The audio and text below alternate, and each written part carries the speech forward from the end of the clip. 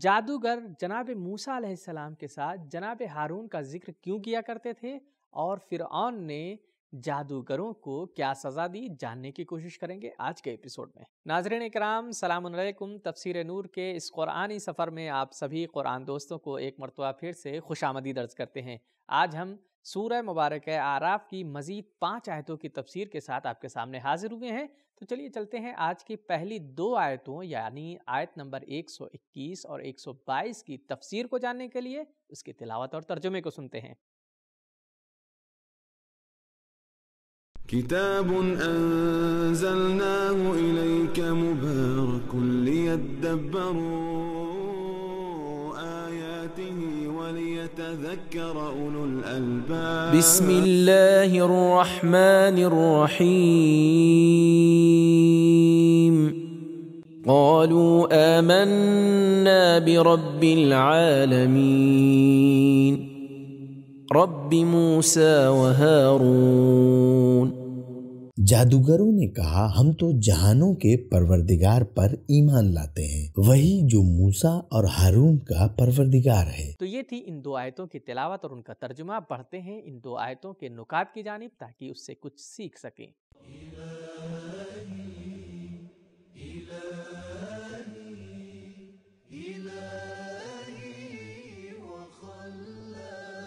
نکات: جو جادوگر حضرت موسیٰ علیہ السلام کو رسوا کرنے اور فرعون سے مال و دولت اور اس کا تقرب حاصل کرنے کے لیے آئے ہوئے تھے، جناب موسیٰ علیہ السلام کا معجزہ دیکھ کر ایمان لے آئے اور علل اعلان اس کا اظہار بھی کر دیا۔ اپنے اس اعلان میں انہوں نے تینوں اصول توحید، نبوت اور معاد یعنی قیامت کا اقرار کر لیا۔ توحید اور نبوت کا آمنا برب العالمین رب موسیٰ و ہارون کے جملے کے ساتھ اظہار کیا، اور معاد یعنی قیامت پر ایمان کا اظہار 125ویں آیت کے جملے الی ربنا منقلبون کے ساتھ کیا۔ حقیقت میں فرعون اس چیز کا باعث بنا کہ وہ جادوگروں کو ایک جگہ اکٹھا کرے اور پھر وہ سب جناب موسیٰ علیہ السلام پر ایمان لائیں۔ اگر اللہ تعالیٰ چاہے تو دشمن ہی خیر کا سبب بن جاتا ہے۔ جادوگر جناب موسیٰ و ہارون کا ذکر ایک ساتھ کیا کرتے تھے اور کہتے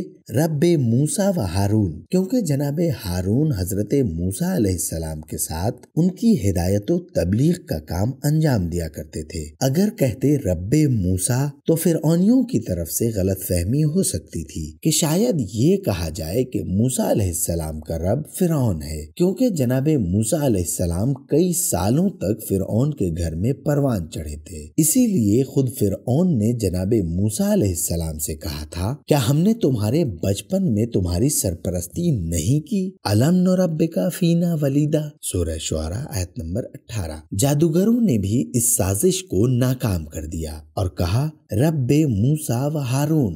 حضرت علی علیہ السلام فرماتے ہیں کن لما لا ترجو ارجا من کا لما ترجو، جس چیز پر آپ کو امید نہیں ہے اس کی زیادہ امید رکھو تاکہ اس چیز تک پہنچ جاؤ جس میں امید ہے۔ چنانچہ حضرت موسیٰ علیہ السلام گئے تاکہ گھر والوں کے لیے آگ لا سکیں، لیکن جب واپس آئے تو منصب رسالت لے کر لوٹے۔ ملکہ سبا حضرت سلیمان علیہ السلام سے ملنے کے لیے شہر سے نکلی لیکن مومنہ ہو کر واپس آئی۔ جادوگر فرعون کے دربار میں مقام و منصب حاصل کرنے کے لیے پہنچے لیکن بائیمان ہو کر مومن بن کر پلٹے۔ تفسیر اثنا عشری تحف العقول صفحہ 208۔ تو ناظرین یہ تھے ان 2 آیتوں کے نکات۔ بڑھتے ہیں ان کے پیغامات کی طرف تاکہ اس پر عمل پیرا ہو سکے۔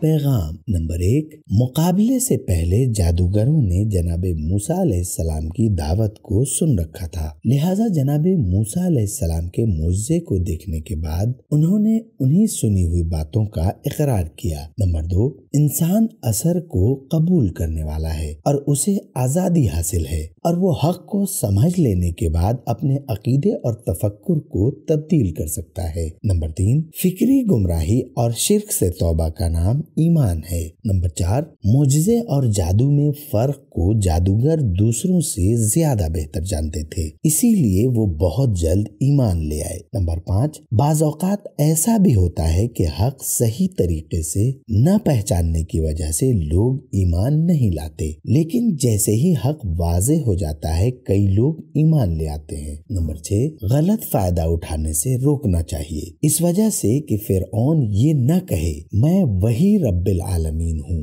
جادوگروں نے کہا رب موسیٰ و ہارون، ہارون اور موسیٰ کے رب پر۔ نمبر 7، اللہ تعالیٰ کی خالقیت پر کوئی بحث و گفتگو نہیں ہے، جھگڑا ربوبیت خدا اور اس بات پر ہے کہ دنیا کو چلانا اس کے ہاتھ میں ہے۔ تو ہم نے 2 آیتوں کی تفسیر کو جان لیا ہے، بڑھتے ہیں اگلی آیت یعنی 123 کی تفسیر کی طرف اور سنتے ہیں اس کی تلاوت اور ترجمے کو۔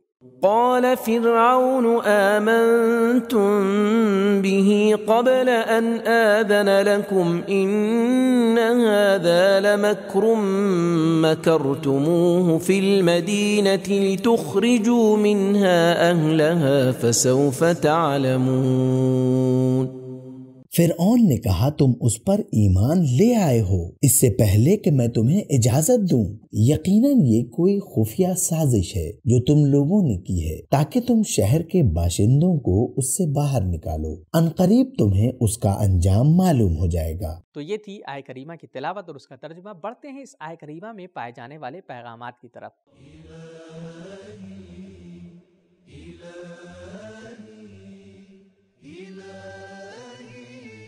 پیغام نمبر 1، استعماری حکومتوں کی کوشش یہی ہوتی ہے کہ لوگوں کی فکر پر اور عقیدے چننے کے حق پر پہرے بٹھا دیے جائیں اور ان سے چھین لیا جائے۔ نمبر 2، طاغوت کا ایک طریقہ یہ بھی ہے کہ وہ حق والوں پر تہمتیں اور الزام لگاتا ہے، حتیٰ اپنے ہی کارندوں اور ملازموں پر اعتماد نہیں کرتا، ہر معنوی اور روحانی سلسلے کو بھی سیاسی سمجھتا ہے، جیسا کہ ہم قرآن مجید میں ایک دوسری جگہ پڑھتے ہیں کہ فرعون جادوگروں کو جناب موسیٰ کا شاگرد شمار کرتا ہے۔ نمبر 3، طاغوتی طاقتیں اپنے ناپاک منصوبوں کو پورا کرنے کی خاطر لوگوں کے وطن کی محبت کے جذبے اور دوسرے احساسات سے غلط فائدہ اٹھایا کرتی ہیں۔ نمبر 4، قتل کی دھمکی اور قید و بند سے ڈرانا طاغوتی حکومت کے ہتھیاروں میں سے ہے۔ تو ناظرین، آج کے ایپیسوڈ کی 3 آیتوں کی تفسیر کو ہم نے جان لیا ہے، اب جاننے کی کوشش کرتے ہیں اگلی 2 آیتوں کی تفسیر کو اور سنتے ہیں ان کی تلاوت اور ترجمے کو۔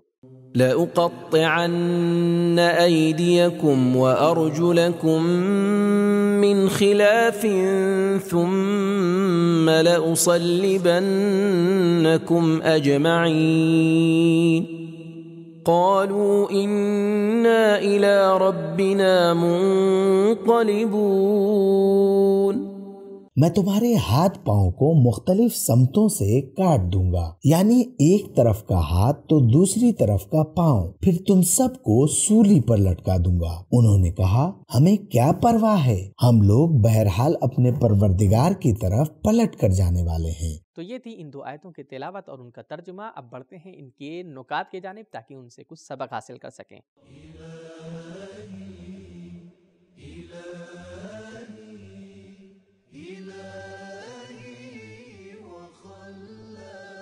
نکات، ان آیتوں سے ملتی جلتی آیتیں ہم سورہ طٰہٰ میں بھی پڑھتے ہیں، البتہ قرآن مجید میں ان دھمکیوں پر عمل کرنے کی طرف اشارہ نہیں ہے، لیکن روایات میں اور تاریخ بتاتی ہے کہ فرعون نے حضرت موسیٰ علیہ السلام پر ایمان لانے والوں کو ٹکڑے ٹکڑے کر کے درخت خرما کی شاخوں پر لٹکا دیا تھا۔ مورخ طبری کے بقول کانو اول النہار کفارا سحرتن و آخر النہار شہداء بررتن، وہ دن کے پہلے حصے میں کافر جادوگر تھے اور آخری حصے میں نیک اور شہید تھے۔ فرعون اور فرعونیوں کے اس قدر انتظامات اور شور شرابے کے باوجود آخرکار وہ رسوا ہو گئے۔ انقلبوا صاغرین، سورہ اعراف آیت نمبر 119۔ جبکہ جادوگر اپنے ایمان کی وجہ سے سعادت اور شہادت کے عظیم مرتبے پر فائز ہوئے۔ انہوں نے حق کے عقیدے کے لیے موت کو فرعون کے زیر تسلط زندگی پر ترجیح دی۔ تو ہم نے ان 2 آیتوں کے نکات کو بھی جان لیا ہے، اب جاننے کی کوشش کریں گے کہ مفسر نے ان 2 آیتوں کے ذیل میں کیا پیغامات بیان کیے ہیں۔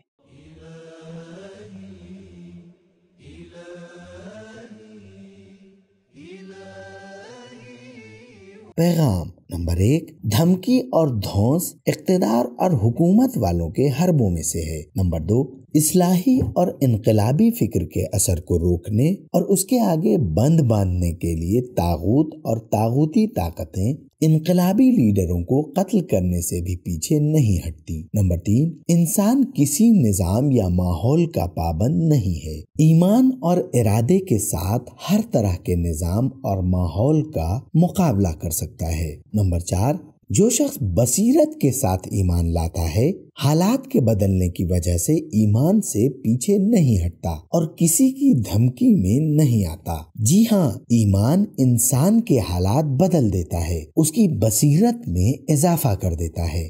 وہ جادوگر جو کل تک فرعون سے انعام کے انتظار میں تھے، آج ایمان کی خاطر ان کے لیے یہ چیزیں اہمیت نہیں رکھتی۔ نمبر 5 حق کے راستے میں موت کا آنا باطل راستے میں زندگی گزارنے سے بہتر ہے۔ نمبر 6 کسی کے برے ماضی کو معیار نہ بنائیں، کیونکہ ایسا بھی ہو سکتا ہے کہ کبھی کچھ جادوگر اور کافر لوگ ایمان لے آئیں اور دوسرے مومنین سے سبقت حاصل کر لیں۔ نمبر 7 تبلیغ کرتے وقت پہلے کے بہادروں کی تاریخ کو بھی دہرانا چاہیے۔ نمبر 8 معاد اور قیامت پر ایمان انسان کو ہر قسم کے خوف و خطر سے محفوظ رکھتا ہے۔ چنانچہ فرعون سے اسی لیے کہا کہ تو کچھ بھی کر لے، تیری حکومت اسی دنیا تک ہے۔ نمبر 9 گمراہ اور منحرف لوگوں کی ہدایت سے مایوس نہیں ہونا چاہیے، حتیٰ ان کے رہنماؤں کی ہدایت سے بھی مایوس نہیں ہونا چاہیے، کیونکہ ہو سکتا ہے کہ وہ توبہ کر لیں اور بدل جائیں۔